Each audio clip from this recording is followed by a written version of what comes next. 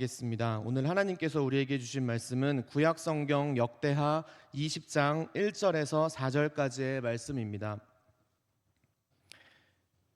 구약 성경 역대하 20장 1절에서 4절까지의 말씀, 제가 가진 성경 구약 680면에 있습니다.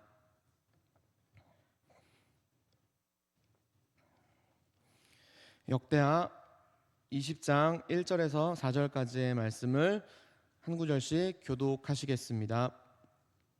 제가 먼저 읽겠습니다. 그 후에 모압 자손과 암몬 자손들이 마온 사람들과 함께 와서 여호사밧을 치고자 한지라.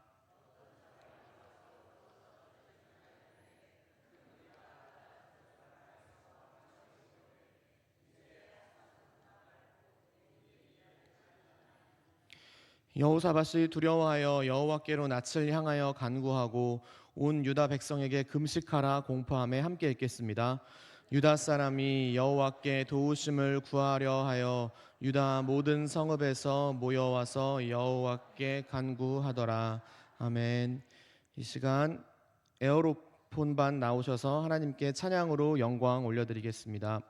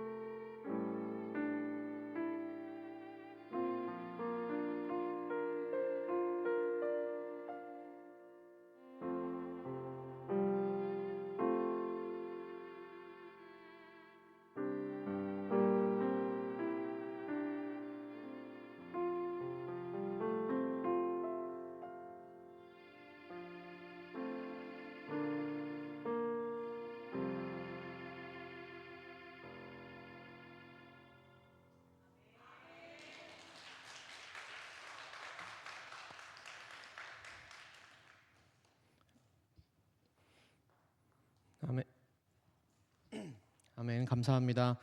너무 아름다운 에어로폰 소리로 올려드린 찬양을 하나님께서 기쁘게 받으셨을 줄 믿습니다. 아멘. 오늘 부족한 종이 하나님의 말씀 전하게 됐는데요.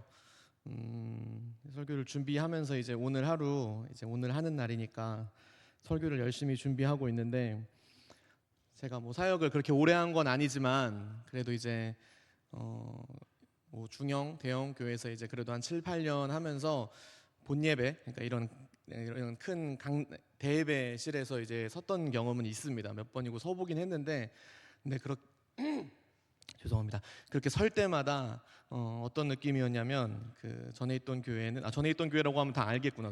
그 이전에 있던 어떤 교회는 뭐 예배 때 설교가 있다라고 하면 성도님들도 그렇고 목사님들도 그렇고 이제 그냥 한번 잘 해봐, 약간 이런 느낌이었습니다. 목사님들끼리는 그래 네가 한번 얼마나 하나 보자, 그리고 성도님들도 그래 전도사가 얼마나 한번 하나 보자, 이런 느낌이었어요. 근데 이 교회는 오늘 하루 이렇게 있는데 우리 최 목사님, 오 목사님 두 분 다 오늘 강사님이니까 아무것도 하지 말라고 가만히 있으라고 말씀해 주시고, 또 성도님들도 아까 또 학생도 와가지고 막 설교니까 잘하시라고 막 이렇게 얘기하고 가는 걸 보면서 좋은 교회 왔구나라는 생각이 아멘. 예.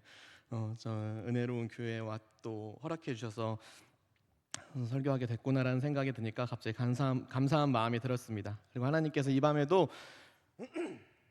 부족한 종을 통해 말씀으로 역사하시고 또 일하시고 응답하실 줄 믿습니다. 아멘. 우리 이 시간 온전한 내려놓음이란 제목으로 하나님의 말씀 전하도록 하겠습니다.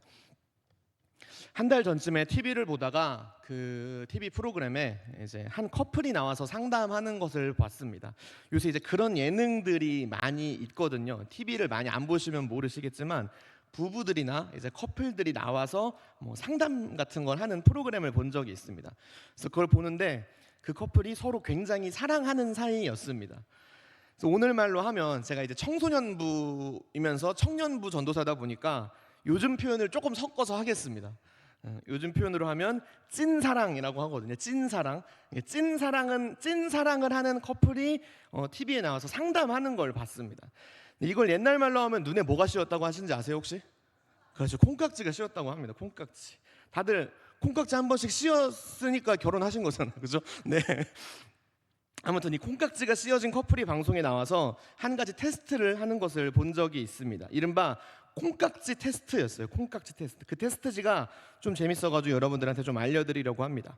총 5개가 있는데요. 이 5개의 질문에 모두 다 예스라고 대답할 수 있으면 내가 상대방을 진짜로 사랑하는 거다라고 하더라고요. 그래서 저도 질문지를 보고 한번 해봤습니다. 제 눈에 콩깍지가 아직도 씌워져 있는지, 아니면 이제 벗겨진 건가 확인해 보려고 답을 한번 해봤는데요. 여러분도 한번 마음속으로 대답해 보시면 좋겠습니다. 첫 번째, 상대방이 아주 싱거운 개그를 해도 웃음이 난다. 이거에 예스라고 대답할 수 있어야 되는 거예요. 웃음이 난다. 어떠세요? 벌써 노예요? 벌써. 소위 이제 썰렁한 농담을 해도 상대방이 하면 웃기다. 내 뭐 와이프나 남편이 하면 웃기다, 이런 건데요. 이거는 사실 저는 아직 맞는 것 같더라고요. 근데 사실 싱거운 농담은 안 합니다. 저는 이제 타율이 좋아서 좀 웃기거든요. 그래서 이제 저는 웃긴 농담만 하는데 가끔 사모는 싱거운 농담을 하거든요. 그러니까 안 웃긴 농담을 합니다. 근데 그러면 아직은 귀엽더라고요. 아직은. 그래서 내가 콩깍지가 아직 씌어졌나 보다 하고 있고, 두 번째입니다. 절대 안 먹던 음식도 상대가 먹자고 하면 먹는다. 이건 어떠세요? 예스입니까? 저희 유사모가 간장게장 되게 좋아하는데요. 저는 아예 안 먹습니다. 남들이 다 밥도둑이라고 막 그러는데 저는 아예 못 먹어요. 근데 한 번은 사모랑 여행을 가서 이제 거기에서 하도 먹자 그래가지고 돌게를 먹으러 간 적이 있었습니다. 돌게. 근데 가서 하나 먹고 바로 안 먹었습니다. 왜 먹는지 모르겠더라고요, 그걸 대체. 그래서 안 먹었어요. 근데 어쨌든 제가 이제 갔다는 게 중요한 거 아니겠습니까? 갔잖아요. 한 입 먹었다는 게 중요하지 않겠습니까? 그럼 이것도 전 이제 예스. 전 두 번째까지도 예스가 맞습니다. 그리고 세 번째, 떡진 머리에 늘어난 옷을 입어도 사랑스럽다. 노죠. 슬슬 나오고 계시네요 이제. 이것도 뭐 저는 이제 사귈 때는 제가 사실 잘 몰랐는데요. 결혼하고 나서 알게 된 사실이 하나 있는데, 그게 뭐냐면 여자는 화장 전후가 많이 다르더라고요. 굉장히 다르다는 걸 결혼하고 나서 알았습니다. 근데 뭐 사랑스럽더라고요. 요새는 이제 본인 옷 놔두고 제 티셔츠만 맨날 입고 자가지고 늘어난 건 제 옷이지만 아무튼 이것도 예스. 네 번째, 잠잘 때 숨소리마저 사랑스럽다. 갈수록 이제 저는 사실 예스인데 사모님은 안 그럴 것 같아요. 왜냐면 제가 코를 많이 골아가지고. 그래서 이제 제 입장이 아니라 사모 입장에서는 사랑스럽진 않을 것 같다라는 생각이 들었는데 저는 예스였습니다. 그럼 저는 네 번째까지 예스가 된 거. 마지막 다섯 번째, 아침에 양치질 안 하고 뽀뽀가 가능하다. 어우 벌써 이렇게 저도 놉니다. 노였어요. 이거는 안 돼. 이거는 뭐 상대방이 더러워서가 아니라 제가 더러워서 아무튼 노. 그래서 결론은 나는 콩깍지는 벗겨졌구나 생각했습니다. 혹시 이 중에 결혼 안 한 분들 중에 지금 사랑하는 사람이 있다면 한번 테스트해 보시고, 아니면 결혼하신 분들 중에는 내가 아직까지 그 사람을 사랑하는지 궁금하신 분들은 한번 해보시면 좋을 것 같습니다. 네, 방금 말씀드린 다섯 가지 항목들을요, 우리가 사랑하는 사람이 아니라 주변에 그냥 평범한 사람들한테 대입한다면 사실 이 질문들이 그렇게 썩 유쾌한 질문들은 아닙니다. 머리 떡지고 늘어난 티 입고 온 사람을 누가 좋아하겠습니까? 하지만 사랑하는 사람이라면 용서도 되고 용납도 되고 그냥 다 좋은 거라는 거죠. 이것은 신앙생활에 있어서도 마찬가지입니다. 우리가 하나님을 진짜로 사랑하고 하나님이 우리를 얼마나 사랑하시는지를 내가 알고 있다면 하나님을 만나러 오는 예배는 늘 설레일 거고, 하나님에 대해 써있는 성경도 절대 지루하지 않을 것이며, 하나님과 대화하는 기도도 절대 소홀히 하지 않게 된다라는 말입니다. 오늘 말씀에도 이처럼 하나님을 너무너무 사랑했던 한 사람이 등장을 합니다. 오늘 말씀의 배경은요, 이스라엘이 초대 왕인 사울, 다윗 그리고 솔로몬을 지나서 남유다와 북이스라엘로 나뉘어진 상황이었습니다. 그리고 오늘 등장하는 인물은 이 남쪽 나라 남유다의 네 번째 왕이었던 여호사밧이라는 사람이었습니다. 그 바로 이 사람이 방금 말씀드린 하나님을 너무너무 사랑하던 한 사람이었습니다. 근데 하나님을 너무너무 사랑했던 이 여호사밧에게 이해할 수 없는 일이 일어납니다. 우리 오늘 말씀 1절인데요. 한번 같이 읽어보도록 하겠습니다. 그 후에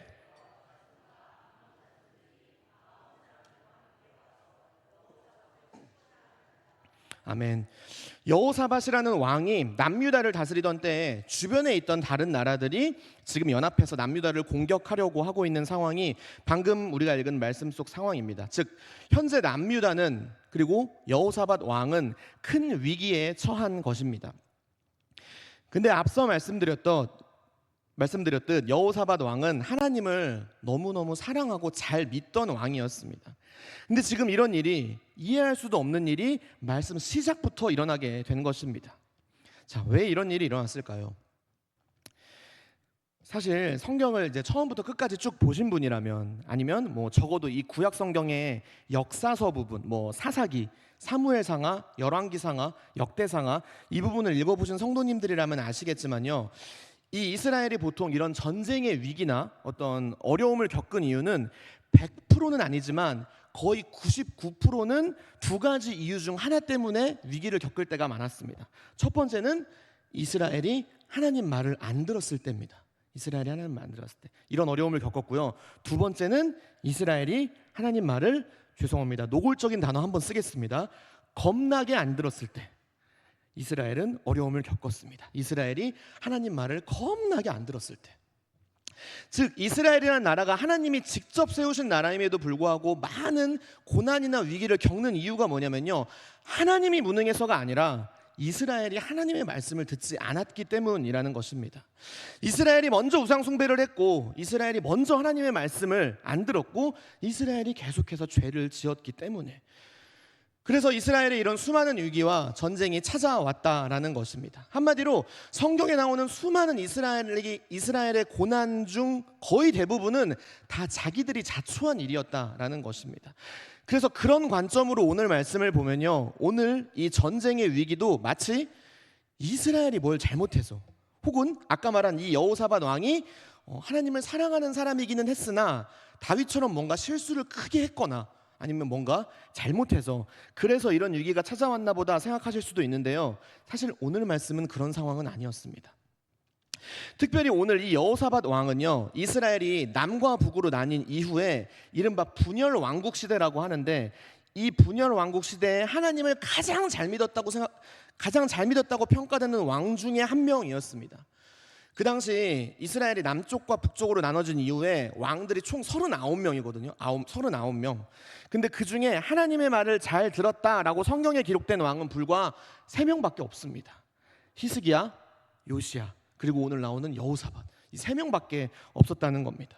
이 3명만이 처음부터 끝까지 하나님 말을 잘 믿고 잘 들었던 왕이라는 겁니다. 근데 그렇게 하나님 잘 믿던 여호사밧 왕의 시대에 위기가 찾아온 것입니다. 여호사밧 왕으로서는 사실 좀 이해할 수 없는 상황이었습니다. 게다가 더 이해가 안 가는 건 오늘 말씀 속 상황이 정확히 언제 일어났는지를 우리가 봐야 한다라는 것입니다. 저희가 방금 읽었던 말씀 1절 보면요, 말씀의 맨 처음에 어떤 단어가 나오냐면 그 후에란 단어가 나옵니다. 그 후에. 그러니까 어떤 사건이 있은 후에 오늘 말씀 20장이 시작된 겁니다. 그러니까 그 어떤 사건이 뭔지를 알려면 당연히 20장 전장인 19장을 한번 보면 되는데요. 역대하 19장 4절 한번 같이 읽어보도록 하겠습니다. 여호사밧이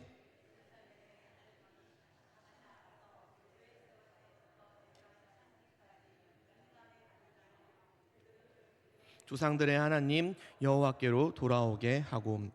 아멘. 이 무슨 말이냐면 여호사밧 왕이 쉽게 말해 노방전도를 했다는 겁니다. 노방전도. 여기저기 돌아다니면서 백성들한테 하나님 잘 믿으라고 얘기하고 다녔다는 겁니다. 죄 짓는 사람이 있거나 예배 잘 안 드리는 사람이 있으면 왕이 직접 다니면서 다시 하나님 잘 믿어라 라고 권면하고 온 백성이 하나님을 잘 믿을 수 있도록 나가서 노방전도를 했다는 겁니다. 여호사밧 왕이. 게다가 이런 일을 그냥 이벤트성으로 한 번만 한 게 아닙니다. 방금 4절 말씀 기억하시겠지만 다시 나가서라는 표현을 쓰는데 하고 또 하고 계속 나가서 이런 일을 했다라는 것입니다. 그래서 성경책이 있으신 분들은 아마 보시면 아시겠지만 우리가 방금 읽은 역대하 19장 4절의 소주제가 뭐냐면요, 여호사밧의 개혁이라고 써 있습니다. 여호사밧의 개혁. 무슨 개혁일까요? 종교개혁이에요. 종교개혁. 여호사밧이 종교개혁을 했던 왕이라는 것입니다. 계속해서 이스라엘 백성들한테 하나님은 잘 믿으라고 권면하고 왕인데도 불구하고 그런 행동을 자주 했던 왕이 여호사밧이었다는 것입니다. 그래서 덕분에 이스라엘 백성들도 평소와 다르게 믿음이 굉장히 좋았던 시기가 말씀 속 이 시기, 여호사밧이 다스리던 시기였다라는 것입니다. 근데 그러고 나서 그 일이 있은 후에 불과 성경책이 한 장 지나갔는데 오늘 말씀 20장을 보니 20장이 시작하자마자 이런 위기, 전쟁의 위기가 닥친 것입니다. 원래 은혜 뒤에 시험도 따라온다라는 말이 있긴 하지만 실제로 이런 상황을 겪게 되면 사실 마음이 불편한 건 어쩔 수가 없습니다. 제가 이 교회에서 청소년부를 맡은 지는 2년 차고요. 그리고 이제 올해부터 청년부도 맡게 됐는데요. 작년 한 해 청소년부를 담당하면서 이제 좋은 부장님과 또 좋은 선생님들 그리고 이제 좋은 아이들을 만나서 청소년부가 굉장히 많이 성장하고 또 성령 충만한 부서가 됐습니다. 물론 뭐 수적으로 엄청 폭발한 건 아닙니다. 막 20명, 30명 늘어난 건 아닌데 기존에 있던 아이들의 신앙이 많이 성장했습니다. 깊어지는 은혜가 있었어요. 그리고 그게 더 어려워요. 그게 더 어렵습니다. 특히 큰 은혜가 있던 때는 작년 여름 수련회 때였습니다. 이 여름 수련회 때 많은 아이들이 은혜를 받았는데요. 그 중에 더 감사했던 건 그 은혜 받은 아이들 중에 많은 아이들이 교회 안 다니던 아이들이었다는 거예요. 그리고 부모님이 교회 안 다니는 아이들, 이런 아이들이 많이 와서 눈물을 흘리며 기도를 했다는 게 참 감사한 일이었습니다. 근데 그 중에 천주교 집안에서 큰 아이가 한 명 있습니다. 천주교 집안에서 큰 아이가 악기를 다루는 고등학생이에요. 근데 이 친구가 은혜를 되게 많이 받았습니다. 그 수련회 때. 그래서 기도할 때도 굉장히 열심히 뜨겁게 했고 본인도 자기가 굉장히 은혜 받았다라고 고백해 줬어요. 그래서 교육자인 저도 이 사실에 너무 감사해서 이 친구를 위해 더 기도해야겠다 생각했었는데요. 그 친구가 근데 수련회 끝나고 얼마 안 있다가 교통사고를 당했습니다. 그것도 좀 크게 당했어요. 크게. 물론 지금은 다 완치됐습니다. 결과를 미리 말씀드리고 할게요. 예, 지금은 완치됐어요. 근데 그 당시에는 거의 2달을 교회를 못 나왔습니다. 이제 목발 짚고 다녔는데 이제 학교나 이런 데는 뭐 갈 수 있지만 교회는 엘리베이터가 없잖아요. 그러니까 이제 이 목발로 3층까지 올라올 수가 없어서 꽤 오랜 기간을 교회에 못 왔습니다. 근데 이게 교역자 입장에서 하나님이 좀 너무하시다라는 생각을 안 할 수가 없더라고요. 어떻게 이러시지? 이런 생각이 너무 자연스럽게 들더라고요. 물론 뭐 그렇다고 제가 막 하나님을 원망하고 그런 건 절대 아닙니다. 근데 그 당시에 기도할 때는 하소연을 좀 하게 되더라고요. 하나님 왜 굳이 왜 지금 왜 쟤를, 이런 생각이 계속 들더라고요. 특히나 이 친구는 이제 신앙이 자리를 잡아가는 친구라 매주 설교 듣고 예배하는 게 너무 중요한 친구였단 말이죠. 근데 하필 수련회 갔다 와서 2주도 안 돼가지고 그런 사고를 당하니까 참 솔직히 마음이 너무 어렵더라고요. 물론 아까 말씀드렸던 지금은 다 회복해서 저희 청소년부 찬양팀 리더를 하고 있습니다.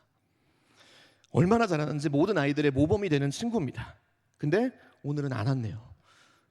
야자를 하나 봐요. 네.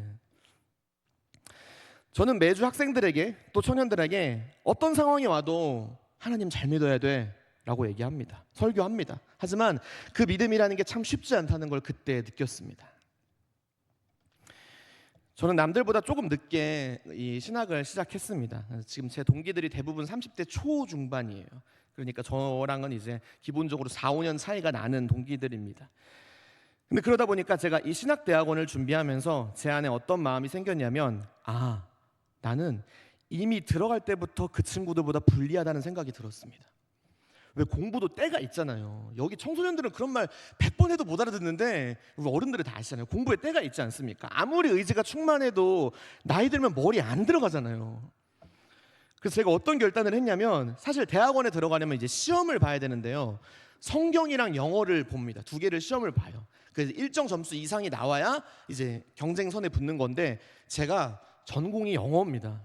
그러니까 영어는 좀 해요.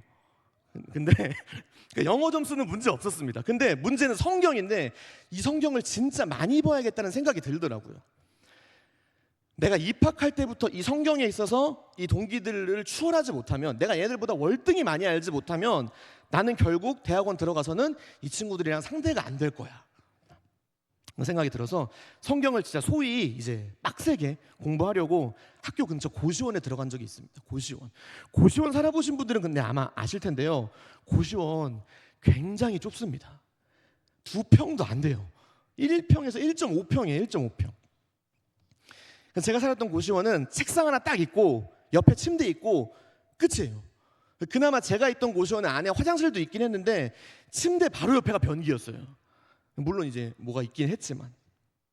그래서 거기 살면서 성경을 진짜 많이 봤습니다. 어떤 날은 막 하루에 성경 막 300장씩 400장씩 읽으면서 막 1년 동안 성경만 거의 막 몇십 독을 했습니다. 그리고 기도도 막 하루에 2-3시간 하면서 정말 열심히 살았어요. 근데 그렇게 열심히 살았던 저에게 하나님이 공황장애를 주시더라고요. 공황장애를. 이게 아무래도 매일 공부만 하고 그러다 보니까 졸릴 때마다 제가 이제 커피를 계속 마셨는데 커피 때문에 공황장애가 왔던 거예요. 카페인 때문에. 어르신들 커피 많이 드시면 안 돼요. 많이 드시면 안 돼요. 그래서 아직도 그 공황장애가 처음 온 날을 잊을 수가 없고, 문제는 그 뒤로도 이것 때문에 제가 계속 책상 앞에 앉을 수가 없는 거예요. 글자만 봐도 막 어질어질해서 죽을 것 같은 거죠. 그래서 제가 그 해 대학원 시험을 아예 치지도 못했습니다. 그런 조용한 공간에 앉아가지고 집중하는 것 자체가 안 돼서 1년을 그냥 그렇게 날렸어요. 뭐 물론 성경 읽고 기도 열심히 했으니까 날렸다고는 할 수 없지만, 그래도 가뜩이나 늦은 나이에 신학을 시작한 저로서는 그 당시에는 정말 이해할 수 없는 일이 일어났던 겁니다. 물론 지금은 이제 하나님이 그 저의 공황장애라는 질병을 사용하셔서 요새 주변의 젊은 세대들, 청년들, 청소년들 중에도 공황장애 많거든요. 그래서 그 친구들을 이해하고 이제 공감해 줄 수 있게 됐어요. 그래서 그런 도구를 사용하셨기 때문에 지금은 감사한데, 그 당시에는 제 삶에, 특별히 하나님을 잘 믿고 있던 저의 삶에 이런 이해할 수 없는 고난과 괴로움이 찾아온 것이 도저히 이해가 되지 않았었다라는 겁니다. 하나님 잘 믿고 있는데도 고난과 위기가 찾아오더라라는 말씀입니다. 그리고 지금 그런 상황이 오늘 말씀 속 상황인 것입니다. 여호사밧 왕 입장에서는 도저히 이해할 수 없는 상황. 근데 여호사밧 왕은 그 상황에 오늘 말씀 3절처럼 행동합니다. 우리 3절 말씀 함께 읽겠습니다. 여호사밧이 두려워하여 여호와께로 낯을 향하여 간구하고 온 유다 백성에게 금식하라 공포하매. 자, 여호사밧이 가장 먼저 뭘 했다고 기록이 되어 있습니까? 기도를 했다라고 나와 있습니다. 기도. 심지어 그냥 기도가 아닙니다. 금식 기도를 했다고 나와 있습니다. 금식. 게다가 자기 혼자 한 게 아닙니다. 온 유다 백성에게 금식을 선포했다라고 나와 있습니다. 왕으로서 온 유다 백성에게 말한 겁니다. 금식하라고, 기도하라고. 자, 지금 당장 전쟁이 날 상황입니다. 심지어 세계 연합군이 쳐들어오려던 상황입니다. 근데 여호사밧은 그 상황에 금식을 시키고 있는 겁니다. 군대 갔다 오신 우리 집사님, 장로님들 가보셔서 아시겠지만요, 군대에서는요 밥을 안 먹으면 혼납니다. 혼나요. 너 배 안 고파? 그래, 먹지 마. 절대 안 그래요. 밥 안 먹으면 혼납니다. 벌 받습니다. 왜냐하면 나라를 지키는 군인에게 있어서 가장 중요한 게 뭘까요? 밥이라 그래요. 밥이라. 밥을 먹어야 힘을 내고 그래야 훈련을 할 수 있기 때문입니다. 한마디로 밥을 안 먹으면 훈련도 못 합니다. 근데 지금 훈련이 아니라 당장 전쟁을 할지도 모르는 상황에 이 여호사밧 왕은 금식 명령을 내리고 있는 것입니다. 당장 전력을 구성해서 적을 막을 생각은 안 하고 금식부터 하라는 게 말이 됩니까? 근데요, 저는 이 부분을 처음 읽을 때 사실 이런 생각을 했습니다. 제가 청소년부나 청년부 예배 설교 때 항상 하는 말이 뭐냐면, 설교에 등장하는 성경 속 사건이나 인물들에 대해서 너희들이 한 번 더 의구심을 갖고 보고 그 사람의 입장이 돼서 솔직하게 한번 생각해 봐라 라고 이야기합니다. 그러니까 성경 속 어떤 사건이 있으면 그 사건에 대해서 그냥 믿음으로 아멘, 물론 그것도 좋긴 한데 조금 더 파고 들어가서 성경 속 사건에 대해서 그 인물에 깊게 몰입해서 한번 성경을 보면 또 거기서 발견하게 되는 지혜나 은혜가 있거든요. 그래서 저는 이 말씀을 처음 읽을 때 여호사밧이 왜 그랬는지에 초점을 한번 맞춰봤습니다. 왜 그랬을까? 여호사밧은 왜 갑자기 금식을 했을까? 그냥 믿음이 좋아서? 물론 그렇게 생각할 수도 있어요. 그렇게 생각하고 넘어가도 돼요. 근데 뭔가 좀 더 생각해보고 고민해보고 싶더라고요. 믿음이 좋아서? 근데 그러다가 제가 내린 결론이 하나 있었습니다. 그게 뭐였냐면요, 자, 지금 세 개 나라의 연합군이 쳐들어옵니다. 그러면 그 수가 많았을까요? 적었을까요? 굉장히 많았습니다. 그렇죠? 그러면 그걸 어떻게 막습니까? 그렇죠? 솔직한 말로, 그렇죠? 세 나라의 연합군을 어떻게 막습니까? 그러면 나 같아도 기도 먼저 하겠다는 생각이 들더라고요. 내가 여호사밧이었어도 기도 먼저 했겠다. 왜냐? 애초에 방법이 없잖아요. 지금 방법이 없으니까요. 상대가 안 되는 걸 어떻게 합니까? 물론 믿음이 좋다고 볼 수도 있는데 한편으로 저는 약간 자포자기하는 심정일 수도 있었겠다라는 생각이 들었습니다. 믿음이 없다고 얘기할 수도 있어요. 근데 저는 약간 그렇게 생각했습니다. 어차피 지금 내 힘으로 할 수 있는 게 아무것도 없으니까 일단 기도 한번 해보고, 그리고 잘 되면 좋은 거고, 그랬는데 결과가 만약에 안 좋으면 어쩔 수 없는 거고. 저는 약간 이랬을 수도 있다고 생각했습니다. 처음에는. 근데요, 제가 나중에 대학원에 입학하고 구약 성경 전체를 배우는 수업에서 역대하 딱 이 부분을 읽다가 아주 은혜로운 사실을 하나 발견했습니다. 처음 알고 너무 은혜로워서 소름이 쫙 돋았던 사실이 있는데요. 그게 뭔지 아세요? 역대하 17장에 보면 12절부터 19절까지 뭐가 기록되어 있냐면 그 당시 여호사밧 군대의 규모가 기록되어 있습니다. 규모. 근데 12절 13절 보면요, 한 번만 띄워주시겠어요? 제가 읽겠습니다. 여호사밧이 점점 강대하여 유다의 견고한 요새와 국고성을 건축하고 유다 여러 성에 공사를 많이 하고 또 예루살렘에 크게 용맹스러운 군사를 두었으니. 자, 이렇게 기록이 되어 있는데요, 쉽게 말해서 여호사밧이 요새도 굉장히 잘 지었고 성벽도 잘 쌓고 군인들도 굉장한 정예 군사로 키워냈다는 거예요. 근데 이 두 구절에 더해서 성경을 좀 더 자세히 기록한 주석이라는 걸 보면 이 부분에 이렇게 추가로 해설이 붙어 있습니다. 잘 들어보세요. 여호사밧 왕이 그 당시에 이렇게 견고한 요새를 짓고 국방력 강화에 신경을 썼던 이유는 그가 이미 주변 연합군들이 쳐들어올 수도 있다는 걸 알고 있었기 때문이다 라고 나와 있습니다. 그래서 이렇게 대비를 철저하게 한 거다 라고 기록이 되어 있다는 것입니다. 한마디로 여호사밧은 지금 이 위기를 이미 예상하고 있었고, 그래서 굉장히 대비를 잘 해놓았으며, 그렇기에 그 당시 이스라엘의 국방력은 엄청나게 막강했다라는 거예요. 그리고 정확하게 이 군대의 규모에 대해서 동일한 성경 14절부터 18절까지 기록이 되어 있는데요. 여기 뭐 어떤 병사는 30만 명이고 어떤 병사는 28만 명이고 막 이런 게 다 적혀 있는데, 다 더하면 몇 명이라고 나오냐면 총 116만 명이었다라고 나와 있습니다. 자, 성도님들이 이 숫자를 듣고도 별로 놀라지 않으실 거라는 거 알고 있었어요. 왜냐하면 이게 많은 수이긴 한데 당연히 이게 그래도 군사력이니까 좀 비교 대상이 있어야 이게 많은 건지 적은 건지 알 수 있지 않겠습니까? 여러분, 구약 시대에 이스라엘이라는 나라가 역사적으로 가장 강했던 때가 언제냐면요, 다들 잘 아시는 다윗 왕 때입니다. 다윗 왕 때. 근데 그 다윗 왕 때 이스라엘 군대가 몇 명이었냐면 사무엘 하 24장 9절입니다. 제가 읽어보겠습니다. 요압이 백성의 수를 왕께 보고하나 곧 이스라엘에서 칼을 빼는 담대한 자가 80만 명이요 유다 사람이 50만 명이었더라. 둘 다 더하면 130만 명입니다. 이스라엘이 제일 강할 때 군대가 130만 명입니다. 자, 그럼 아까 여호사밧의 군대 116만 명이랑 비교해 보면 어떠세요?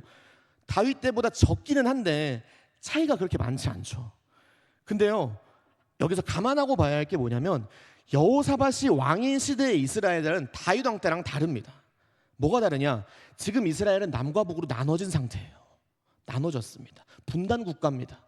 근데 그런데도 이렇게 군인이 많았던 겁니다. 한마디로 이스라엘은 지금 국방력이 엄청 강한 나라였다라는 것입니다. 그래서 아까 우리가 읽은 말씀대로 주변 나라들이 연합까지 해서 쳐들어온 겁니다. 너무 강했기 때문에.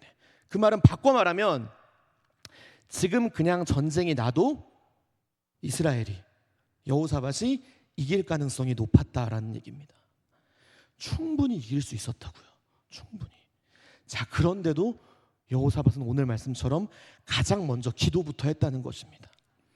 가진 능력이 없어서 그냥 포기하는 심정으로 기도한 게 아니라요, 자기 능력이 많았음에도 불구하고 인간의 힘이 아니라 하나님의 힘으로 하고 싶어서 지금 금식하며 기도까지 했다는 것입니다. 심지어 역대하 20장 13절 말씀, 유다 모든 사람들이 그들의 아내와 자녀와 어린이와 더불어 여호와 앞에 섰더라. 금식을 하는데 성인들뿐만이 아니라 아기들까지 금식했다고 기록이 되어 있습니다. 여기서 말하는 어린이라는 단어는요, 헬라어로 갓난아기까지 이야기합니다. 갓난아기. 그러니까 1살, 2살 아이들까지도 지금 금식했다는 거예요. 이스라엘의 모든 역사상 모든 왕들을 통틀어도 이렇게 갓난아기까지 해서 온 국민이 하나님한테 기도했던 적 단 한 번도 없습니다. 여호사밧 왕이 유일합니다. 그렇게 여호사밧 왕과 온 국민은 가만히 서서 하나님 앞에 기도했다는 것입니다. 언제까지요? 하나님이 응답하실 때까지 기다리며 기도했습니다. 하나님이 말씀하시지 않으면, 하나님이 일하시지 않으면 내가 이 자리에서 단 한 발자국도 움직이지 않겠습니다. 아무것도 하지 않겠습니다. 하나님이 일하여 주옵소서. 여호사밧과 온 이스라엘 백성은 이렇게 모여 기도했습니다. 그리고 목숨을 걸고 올려드린 기도에 하나님께서 응답하시는데요, 스크린에 뜬 말씀 보고 제가 읽어보겠습니다. 야하시엘이 이르되 온 유다와 예루살렘 주민과 여호사밧 왕이여 들을지어다. 여호와께서 이같이 너희에게 말씀하시기를 너희는 이 큰 무리로 말미암아 두려워하거나 놀라지 말라. 이 전쟁은 너희에게 속한 것이 아니요 하나님께 속한 것이니라. 이 전쟁에는 너희가 싸울 것이 없나니 대열을 이루고 서서 너희와 함께한 여호와가 구원하는 것을 보라. 유다와 예루살렘아 너희는 두려워하지 말며 놀라지 말고 내일 그들을 맞서 나가라. 여호와가 너희와 함께하리라 하셨으리라. 아멘. 하나님께서 그 당시 기도하던 무리 중에 레위인이었던 야하시엘이라는 사람의 입을 통해 말씀하십니다. 무서워하지 마라. 너희는 그저 하나님이 일하시는 걸 보기만 해라. 이 전쟁은 내가 하겠다. 하나님이 응답하신 겁니다. 그리고 그렇게 말씀하신 대로 22절 23절 기적이 일어납니다. 여호와께서 복병을 두어 유다를 치러 온 암몬 자손과 모압과 세일산 주민들을 치게 하심으로 그들이 패하였으니 곧 암몬과 모압 자손이 일어나 세일산 주민들을 쳐서 진멸하고 세일 주민들을 멸한 후에는 그들이 서로 쳐 죽였더라. 하나님께서 기적을 베푸셔서 이스라엘에 쳐들어온 연합군이 자기들끼리 싸우다 죽게 됩니다. 그리고 24절 이 말씀은 같이 한번 읽어보겠습니다. 시작. 유다 사람이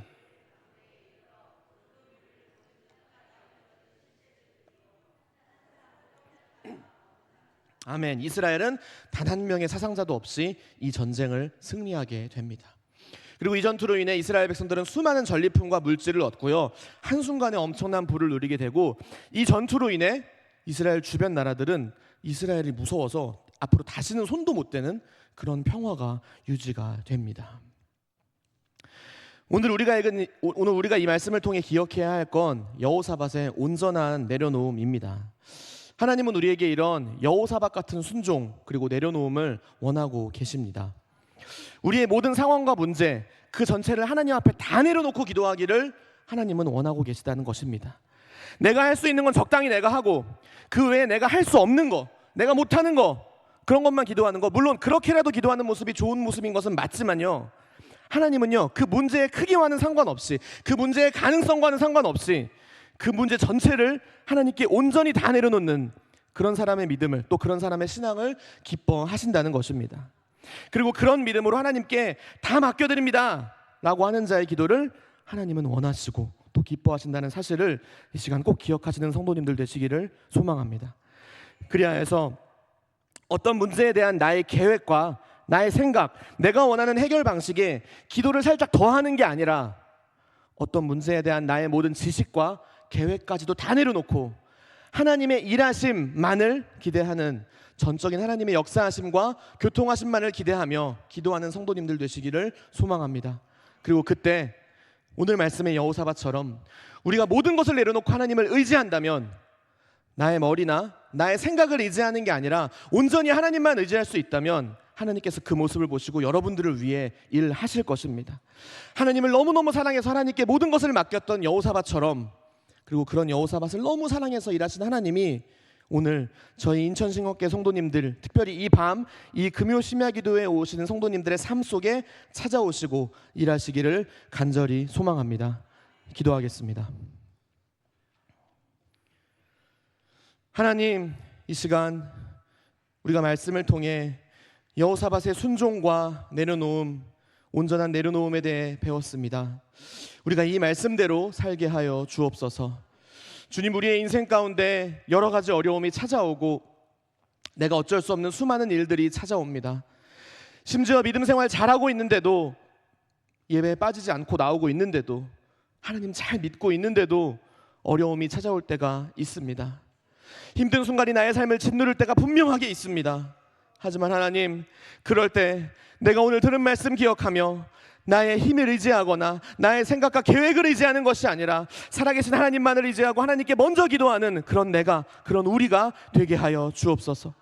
내가 할 수 있는 것은 내가 하고 그 남은 것만 하나님께 맡겨드림으로 하나님의 능력을 제한하지 않게 하여 주옵소서. 나를 위해 내가 차마 알지 못하는, 기대하지 못하는 크고 놀라운 방법으로 일하실 주님, 내가 그 주님을 기대하며 나의 모든 기도의 제목을, 모든 아픔과 두려움을, 아니 내 삶 전체를 하나님께 맡겨드리는 그런 저희 인천신학교 성도님들 되게 하여 주옵소서. 감사드리며 예수님의 이름으로 기도드립니다. 아멘.